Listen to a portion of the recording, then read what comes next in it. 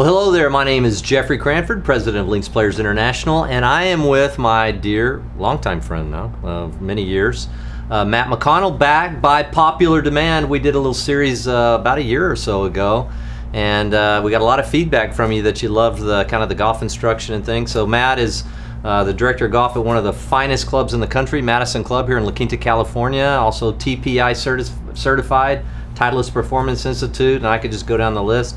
And a father of 8 adopted kids. Amazing ministry that they have, phenomenal. Guy ministers to me for many years.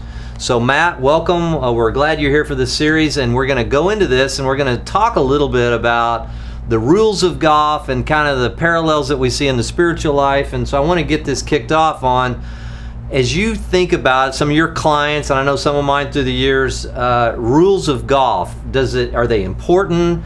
Do you have to play by the exact rules? How's that working out?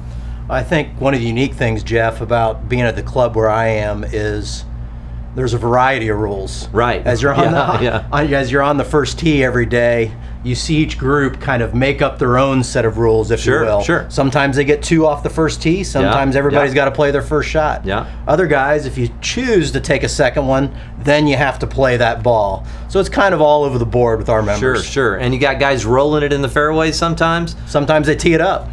Sometimes even use a tee. I've even got a client, and he's gotten a little bit older and is having a hard time hitting down on the ball. So I got these little tees and put it up on a tee. And I would say there's absolutely nothing wrong with it in the spirit of an agreed upon kind of game to say, yeah, we're violating the USGA rules of golf. Maybe we're not able to establish a USGA handicap. But for the betterment of the game, you would say, in many ways, kind of playing our own game is okay. Would you agree with that? How do we get a little enjoyment out of it? Yeah, I agree. Exactly. So now, if that's the case, now on the flip side, how would that work on the PGA Tour? Not very well. It would last about 1 hole and they'd all be disqualified. Yeah, think about it. I mean, just think about, I know some of you maybe watch a tournament on TV and you see the guys going through the laborious process of a drop. In fact, if you watch the Tournament Players Championship, where Webb Simpson, one of our friends, a friend of both Matt and myself, loves Jesus, he and his wife Dowd. Last hole, he hits it simple, water hazard, left, lateral, and he took forever to drop it, got an official, where do we drop it, how does it work? Well, you say, well, just throw one down, but it doesn't work that way, and the guys don't want to violate the rules because it could cost them literally millions of dollars. So in tournament play, vital. Now let's talk about our spiritual life.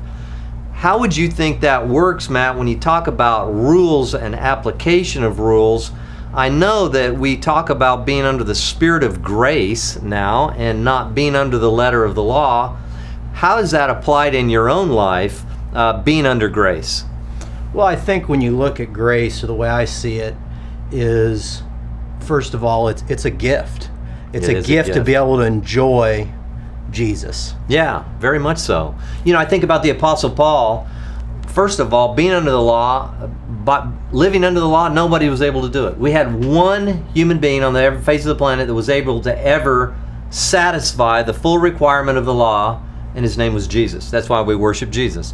Then Paul said in his letter to the Romans, those who are led by the Spirit of God, now these are the sons of God. And he would say, well, is that avoiding the rules? Is that not looking at the rules? Well, that's one of the things we're going to look at in this series is how does the law apply in a spiritual sense, or does it apply, or how does that work? And we're going to draw some spiritual, some golf analogs in that process as well. And we're also going to talk a little bit about what's going to happen in 2019 with some of the new rules that the USGA is about to apply as well. That you're going to need to know if you do decide to play in tournament play. So we're glad you're with us. That's a little 30,000 foot view of the next few weeks, and we'll be excited to be back with you next week.